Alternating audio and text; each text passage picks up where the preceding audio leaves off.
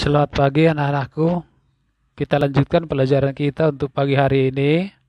Materi ini adalah mengubah A cos X tambah B sin X menjadi K kali cos X kurang alfa. Di awal sudah kita bahas bahwa kosinus dari selisih dua sudut adalah cos tambah sin. Dalam hal ini cos X kurang alfa sama aja dengan cos X cos alfa tambah sin X sin alfa. Lalu jika alfa merupakan suatu sudut tertentu, maka cos alfa dan sin alfa merupakan nilai-nilai tertentu. Sehingga K cos X kurang alfa sama aja dengan A cos X tambah B sin X. Kemudian kita lihat hubungan antara A dan B dengan nilai K dan alfa yang barusan kita susun. Nah, perlu diperhatikan bahwa A itu adalah koefisien dari cos X, B itu adalah koefisien dari sin X, ya. Kemudian K tadi di ruas kanan adalah koefisien dari bentuk yang baru kita buat. Nah, kalau ruas kanan ini kita uraikan seperti ini, cos X kurang alfa sama dengan cos X cos alfa tambah sin X sin alfa. Kita kali dengan K, maka hasilnya K cos X cos alfa tambah K sin X sin alfa.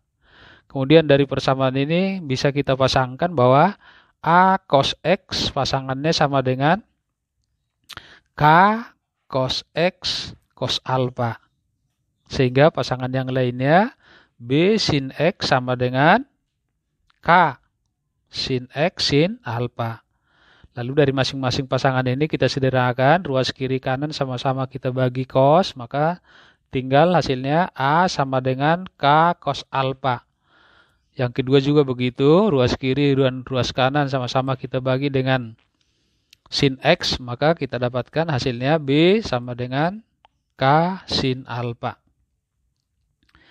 Jika kedua bentuk tadi, yaitu A sama dengan K cos alfa dan B sama dengan K sin alfa, sama-sama kita kuadratkan lalu kita jumlahkan, maka kita akan dapatkan, yaitu jadi kalau dikuadratkan ini, maka hasilnya adalah A kuadrat sama dengan K kuadrat cos kuadrat alfa. Demikian juga B sama dengan K sin alfa, kalau dikuadratkan hasilnya adalah B kuadrat sama dengan K kuadrat kali sin kuadrat alfa. Lalu kita jumlahkan, maka akan kita dapatkan hasilnya A kuadrat tambah B kuadrat, yang ruas kanan itu akan sama dengan K kuadrat cos kuadrat alfa tambah K kuadrat sin kuadrat alfa. Lalu yang ruas kanan ini bisa kita faktorkan, keluarkan K kuadrat, maka tinggal di dalam kurung cos kuadrat alfa tambah sin kuadrat alfa. Lalu kita ingat dari awal ini merupakan identitas, yaitu hasilnya 1. Sehingga A kuadrat tambah B kuadrat sama dengan K kuadrat kali 1 sama aja dengan K kuadrat.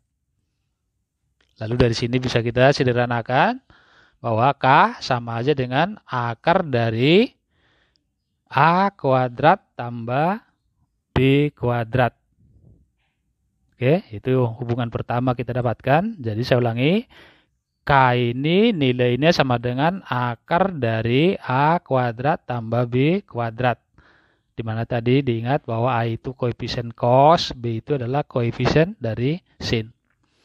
Lalu yang kedua, jika kedua bentuk di atas tadi kita bagi, yaitu tepatnya jika K sin alfa dibagi K cos alfa, berarti akan sama dengan B per A. Ya. Karena K sin alfa itu tadi B, K cos alfa sama dengan A. Jadi kalau kita bagi, hasilnya adalah B per A. Lalu kita sederhanakan, K dibagi K habis, tinggal sin alfa per cos alfa. Nah, ini juga di awal materi trigonometri udah diingat bahwa sin alfa per cos alfa itu sama aja dengan tangen alfa. Jadi dari sini akan kita dapatkan hubungannya bahwa tangen alfa itu sama dengan B per A. Ini hubungan yang kedua kita dapatkan bahwa saya ulangi, tangen alfa itu nilainya sama dengan B per A. Nah, sesuai dengan definisi tangen, bahwa tangen itu kan sama dengan ordinat atau koordinat Y maksudnya ya. Koordinat dibagi absis. Ya, koordinat itu koordinat Y, absis itu koordinat X. Singkatnya bahwa tangen itu adalah Y per X. Ya. Dalam hal ini berarti A itu adalah absis. Nah, di sini tadi ini B per A. Jadi A sama aja deh absis, yaitu koefisien cos tadi. Sedangkan B adalah ordinat, yaitu koefisien dari sinus ya. Sehingga besar alfa ini akan kita peroleh tergantung dari posisi titik A, B. Itu berada di kuadran keberapa?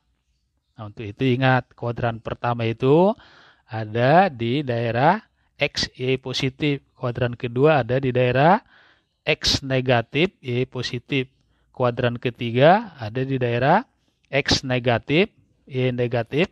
Dan yang terakhir, kuadran keempat ada di daerah X positif, Y negatif.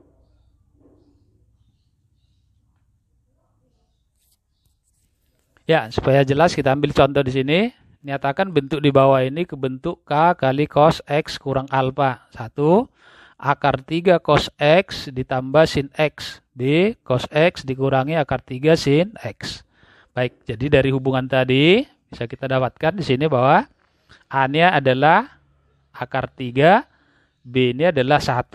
Saya ulangi ya, jadi A itu adalah tadi koefisien cos, B itu adalah koefisien sin ya. Jadi dalam soal ini berarti A-nya adalah akar 3, B ini adalah 1. Oke, sehingga dari situ kita dapatkan K, tadi udah kita dapatkan hubungannya adalah akar dari A kuadrat tambah B kuadrat. Oke, sehingga tinggal kita hitung berarti K-nya sama dengan akar dari akar 3 kuadrat tambah 1 kuadrat. Akar 3 tambah 1, akar 4 sama dengan 2. Jadi nilai K-nya adalah 2. Kemudian tangen alfa tadi adalah sama dengan B per A. Dalam hal ini kita tinggal isikan berarti B per A 1 per akar 3. Atau disediakan sama dengan 1/3 akar 3. Tangen alfa sama dengan 1/3 akar 3. Nah ini kembali mengangkat kita pada nilai-nilai sudut trigonometri. Nah ini kebetulan masih sudut istimewa. Jadi bisa langsung kita jawab. Tangan berapa sama dengan 1/3 akar 3? Tentu hasilnya adalah 30 derajat. Nah, untuk memastikan apakah 30 derajat, kita hubungkan atau kita amati posisi titik A, B. Ternyata di sini titik A, B itulah akar 3, 1. Jadi X-nya positif, Y-nya positif berarti ada di kuadran pertama. Maka tepat bahwa alfa di sini sama dengan 30 derajat ya. Paham ya? Jadi besaran sudut alfa untuk soal ini berarti 30 derajat. Jadi akar 3 cos X tambah sin X bisa kita ubah menjadi 2 cosinus X kurang 30 derajat. Kita lihat contoh yang kedua supaya lebih jelas ya. Cos X kurang akar 3 sin X. Nah, langsung kita amati. A-nya berarti 1. B-nya berarti negatif akar 3. Ya, ulangi lagi ya, jangan sampai lupa A itu koefisien cos, B itu koefisien dari sin. Jadi dalam soal ini berarti A-nya 1, B-nya adalah negatif akar 3. Baik, jadi nilai K-nya sama dengan akar dari A kuadrat tambah B kuadrat. Kalau kita masukkan nilai-nilainya, kita akan peroleh hasilnya adalah K-nya 2. Demikian juga tangen alfa sama dengan B per A. Kita masukkan sana berarti tangen alfa sama dengan negatif akar 3 per 1. Berarti tangen alfa sama dengan negatif akar 3. Nah, ini juga kebetulan masih trigonometri sudut istimewa. Tangen alfa sama dengan akar 3. Alfanya berapa? 60 derajat. Tapi di sini kan negatif akar 3. Nah, untuk pastinya, dari mana ini tadi negatif akar 3 ini? Yaitu dari posisi titik, yaitu A, B, yaitu 1, ya, negatif akar 3.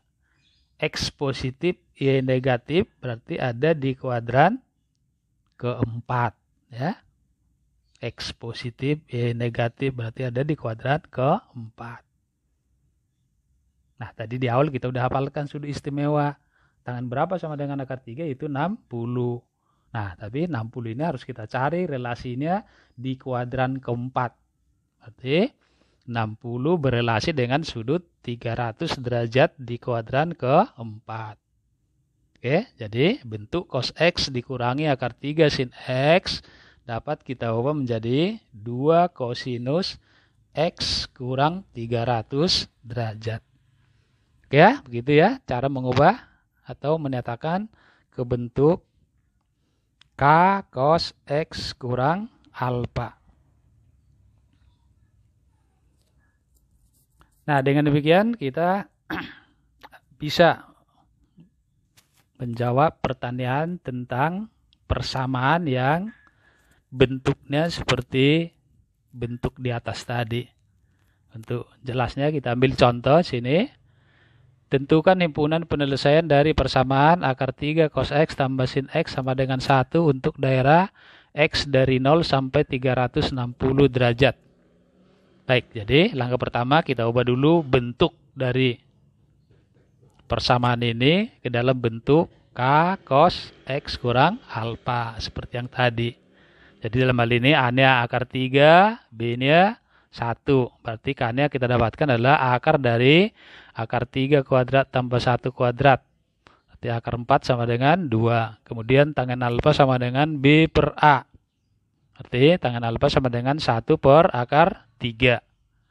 Atau sepertiga akar 3. Tangan berapa sama dengan sepertiga akar 3? 30 derajat. Tapi untuk memastikan berapa besaran alfa ini, kita lihat dulu daerahnya di mana itu. Nah, kembali tadi diamati titik A, B.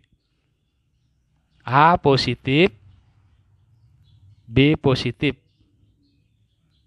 Kalau kita hubungkan dengan koordinat kartesius berarti X positif, Y positif itu ada di kuadran pertama. Jadi dalam hal ini berarti besaran sudutnya adalah di kuadran pertama. Ini berarti langsung, berarti alfanya adalah 30 derajat.